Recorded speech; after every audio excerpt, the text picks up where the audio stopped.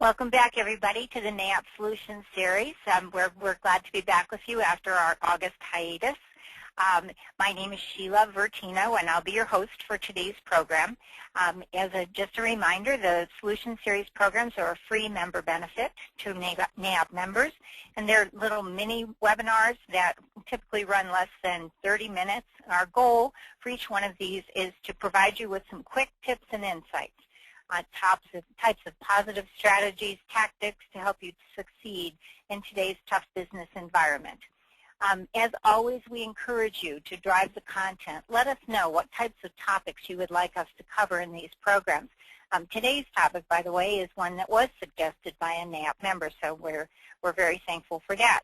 I would like to take a moment and thank our sponsor, and that's the Harvard Business School Real Estate Executive Education Program.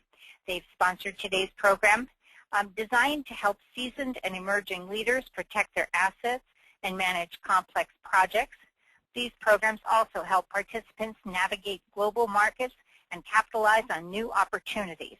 If you'd like more information about the Harvard program, please go to www.exed.hbs.edu.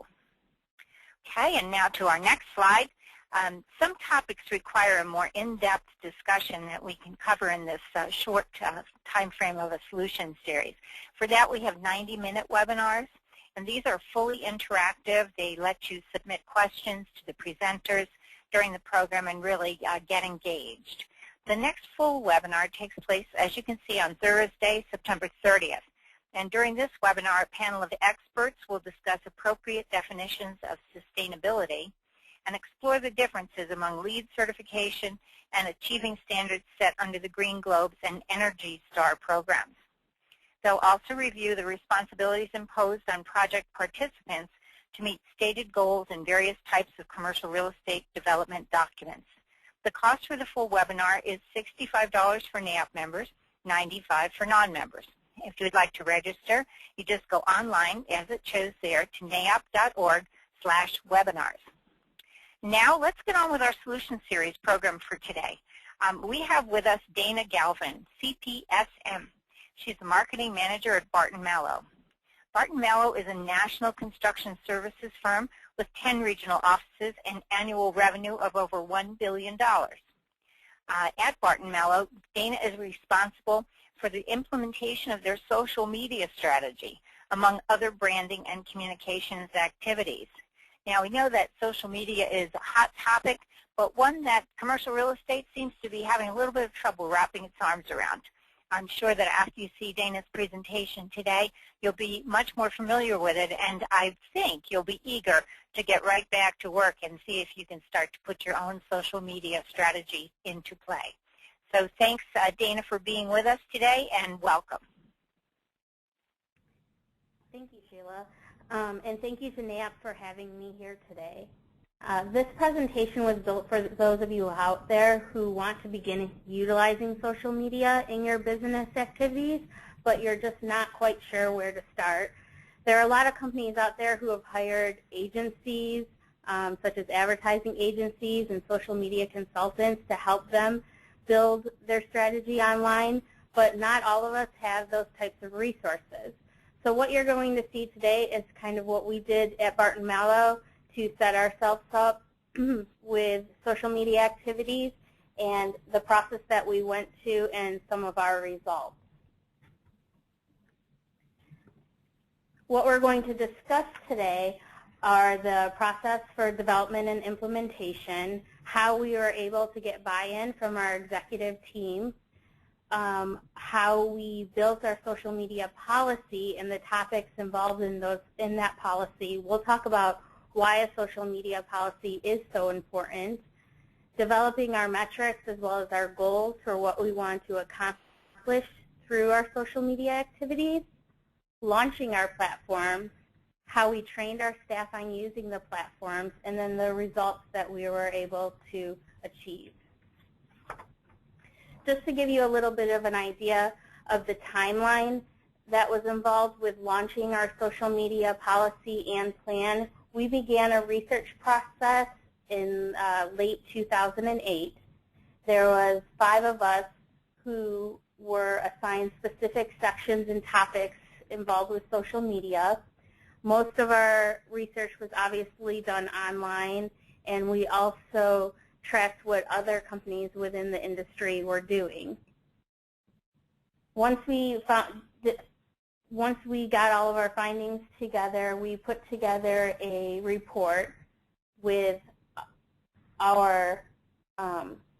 with what we wanted to do in terms of a policy, as well as what platforms we wanted to utilize.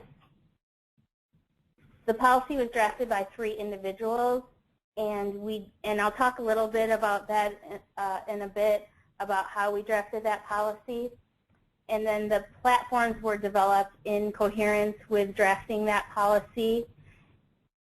And then what we did was we showed it to our executive team, and everything was approved in March of 2009. And again, I'll talk about the approval process in a bit.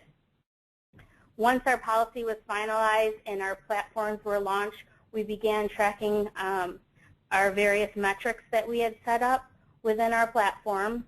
And at the end of June 2009, we had a quarter of metrics that showed that we were being successful in our endeavors.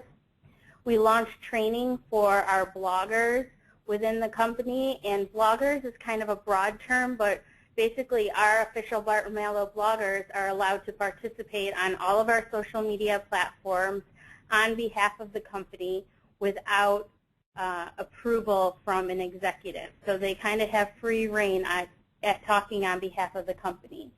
And those individuals were determined based on their location, their market, their industry knowledge, and they're the same types of people that we would send out to talk to clients and peers and at industry events. So we were pretty comfortable when we sent them out to do so on our social media platforms.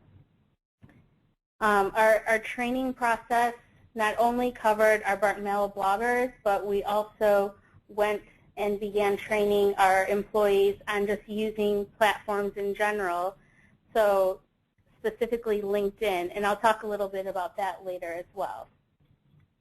And all in all, we had a work plan to establish this social media policy and plan, and it covered about a year of activities with very detailed steps in between. And I would really encourage anyone who's going to establish a social media plan to have some type of schedule or work plan that helps to guide what you want to accomplish. So let's talk about how we got buy-in from our executive team. Obviously, there's a lot of people talking about social media right now, and not everyone really understands what type of business activities can evolve from the social media platform.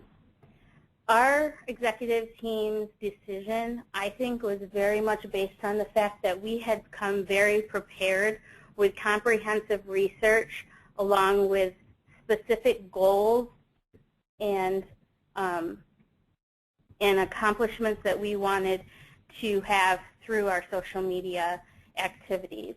And I'll talk about those goals, but because of our preparedness and the amount of research we had and how detailed we were and what we wanted to accomplish, I think that's really what drove to the buy-in from our leadership. We're also very lucky at Barton Malow that our executive team does realize in order to push your business forward, you have to continuously be improving and changing with the times and understanding what's out there. So I would like to give them credit as well for realizing how powerful being involved in social media could actually be. So again, the first thing we did was we established our social media policy. And I would encourage every single company, whether you're involved in social media or not, to have a policy. Because what the policy really does is it protects your business, your clients, your relationships, and your contractual obligations. We work on a number of jobs throughout the year where we're not allowed to talk about them.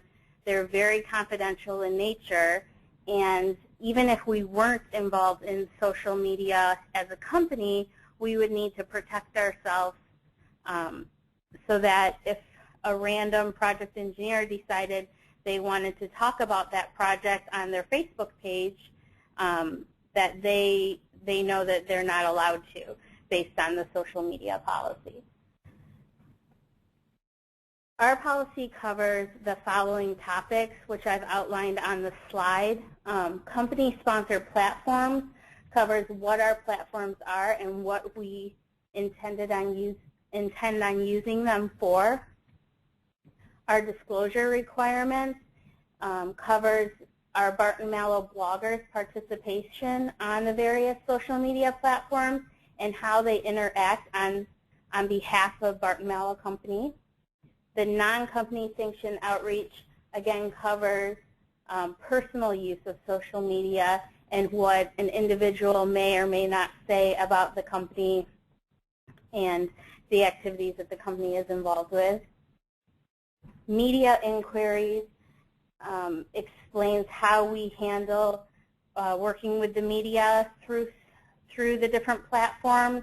A lot of our social media initiatives are geared towards public relations online. So there is a way in which you can work with the media using the platforms, and that's what that section covers. And then obviously legal liability.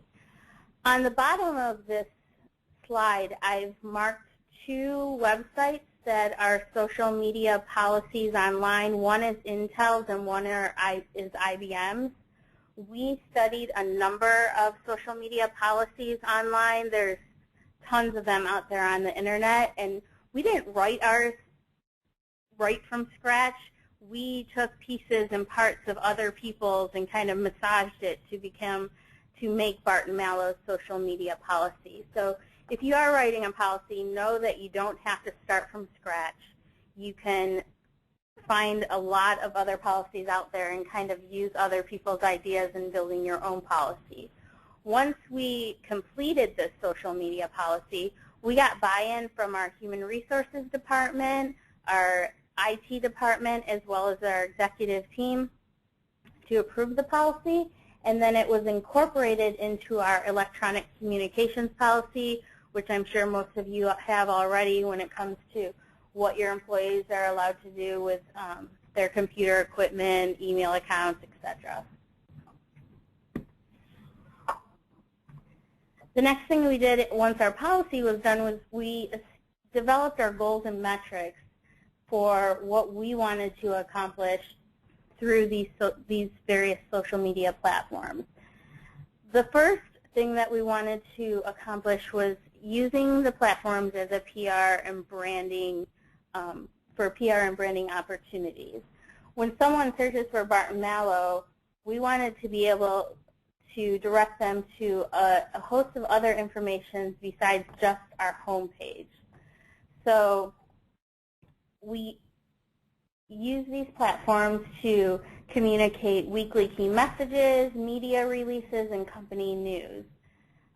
The platforms all have a very consistent brand, and we're constantly churning out information daily, really.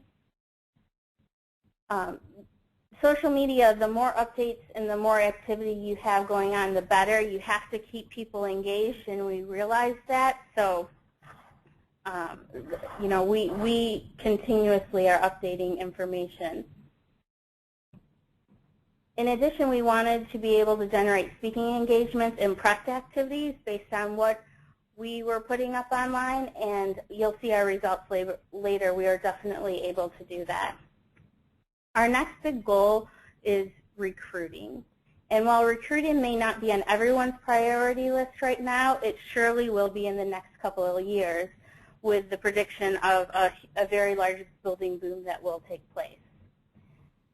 Obviously, what they call the millennial generation, which is basically people born after 1981, they get their information through the internet, and that's where they do all of their research, really.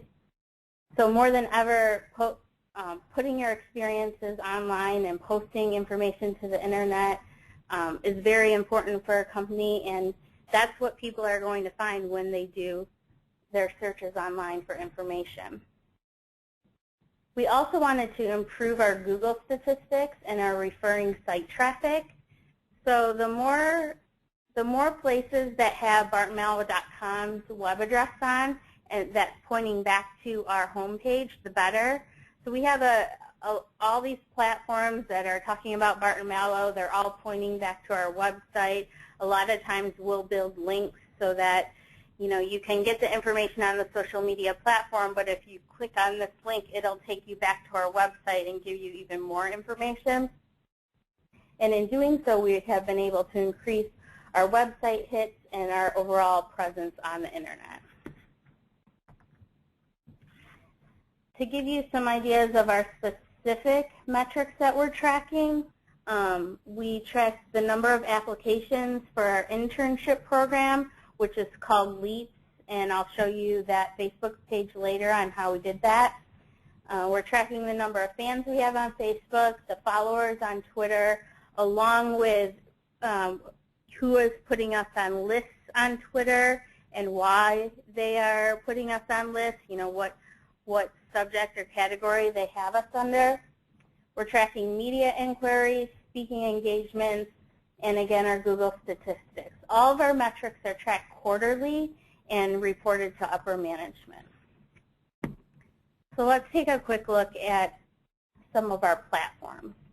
The first platform I'm showing you is our Facebook LEAPS page. This is our internship program, and we used our Facebook page to engage potential interns because most of our new employees come from our intern base. We have about 25 to 30 interns each year. So what we did was we built our Facebook fan page, and throughout last summer we made sure that we are constantly uploading information and video and photographs, and the people involved in last year's internship program, and I'm sorry, I'm talking about the summer of '09, not this past summer, but the summer of '09, they were putting up testimonials, and they were putting up how much fun they were having and how much they were learning in our internship program. We then began an advertising campaign where we targeted individuals who are going to schools that we recruit at and graduating in either 2011, 2012, or 2013 with degrees in things like construction management, engineering, and architecture. And we blasted them the advertisement through Facebook with this little square that you see on the slide that says learn, earn, and have fun. And what people could do is click into that advertisement and become a fan of our page. Even if they didn't become a fan of our page, we knew that they could click in and at least see information about the internship program, and hopefully eventually they would apply to become involved in the internship program, because that was the overall call to action. This page continues to be online, and we continue to use it, and there's constantly information going up about the LEAPS internship experience. Feedback is always good quantitatively, but also qualitatively. This is just an example of some of the feedback we received. We were using the Facebook fan page as kind of a place where people could go after they talked to us at career fairs. This is just an example of someone who had met our representatives at a career fair and was excited about the opportunity of being a Barton Malow intern and decided to put it on Facebook. So this is kind of very cool to have this kind of feedback besides just the numbers.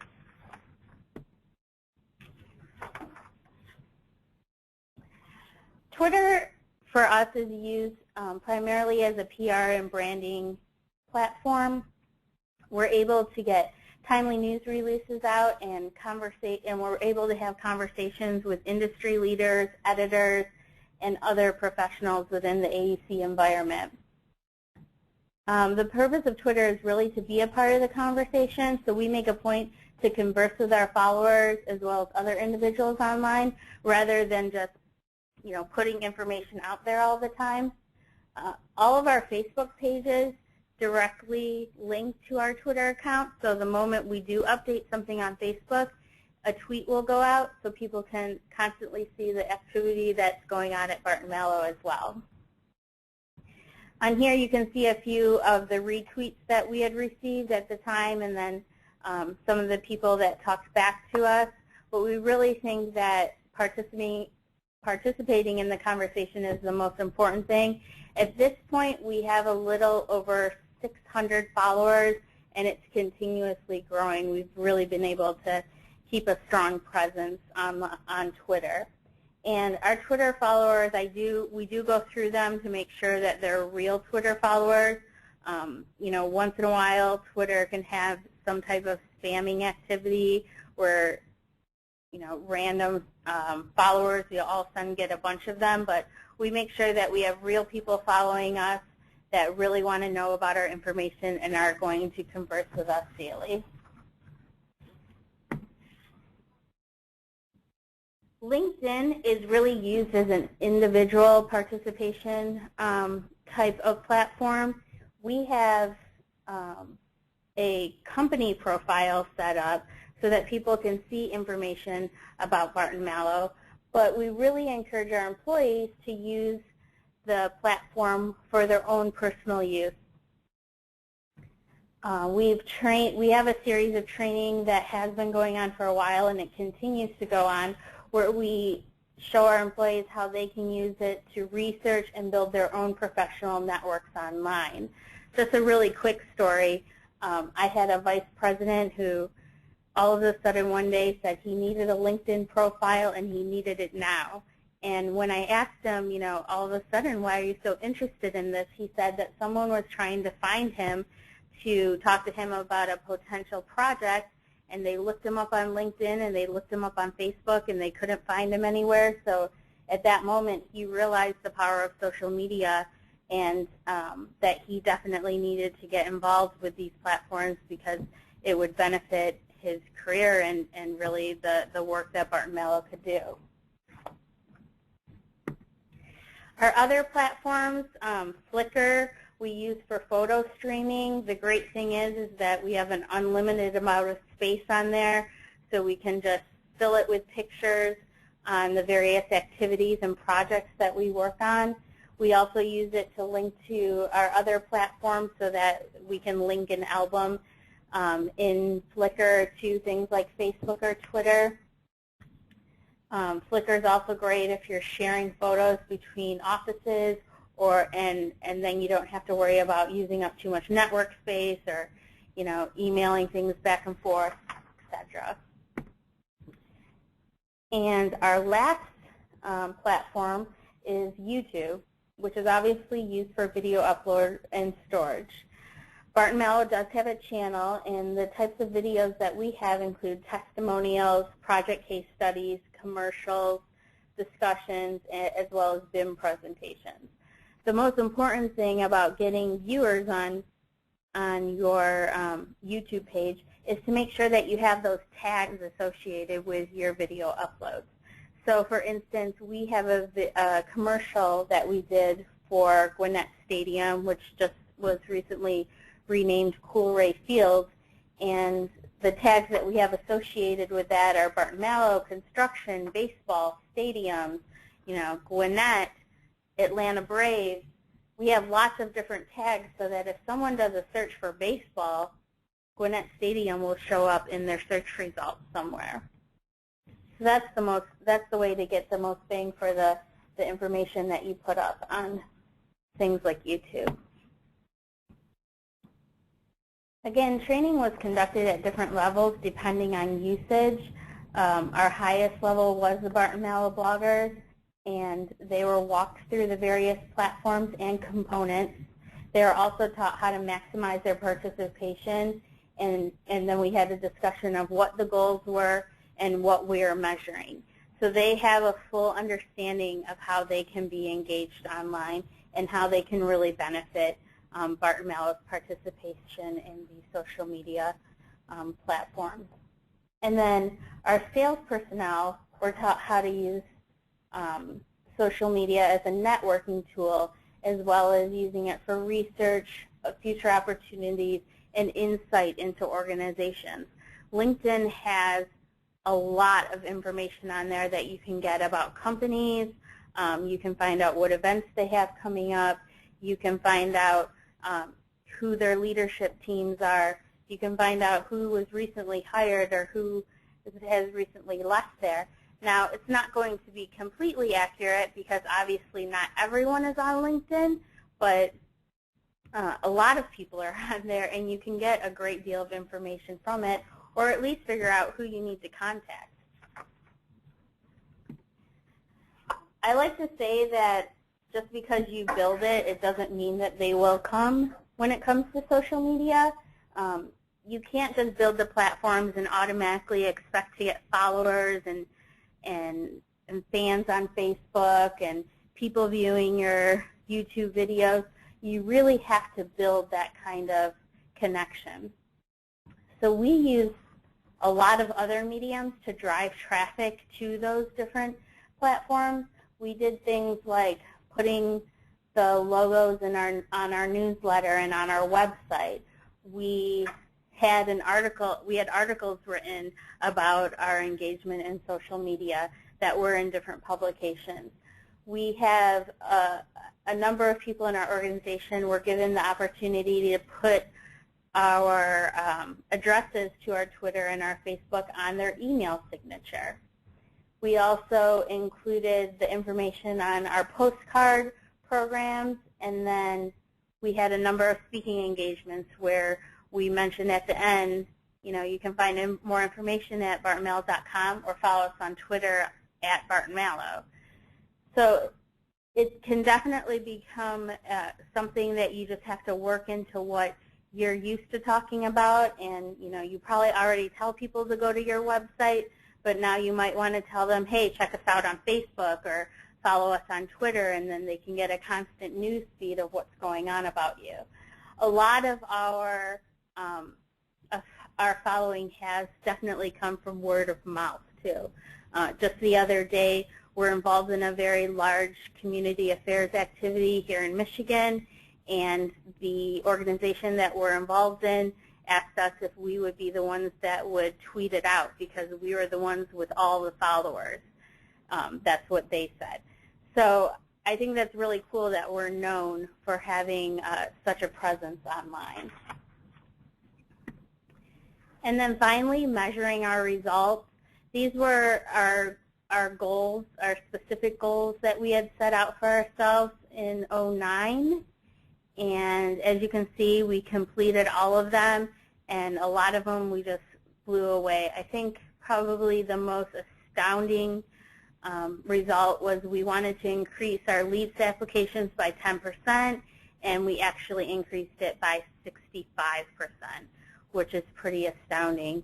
We also had a number of speaking engagements, a number of articles generated not only from our social media activities online, but if they saw something online about something we were doing because of a tweet or because of a Facebook posting, we were able to generate interest from from media outlets to write a story about it, which, in the old days they would get that information from a press release, but now they're getting it from our tweets and Facebook postings and other things like that. So we're very happy with our goals that we completed in 2009. We have a whole new set of activities that we're trying to accomplish in 2010.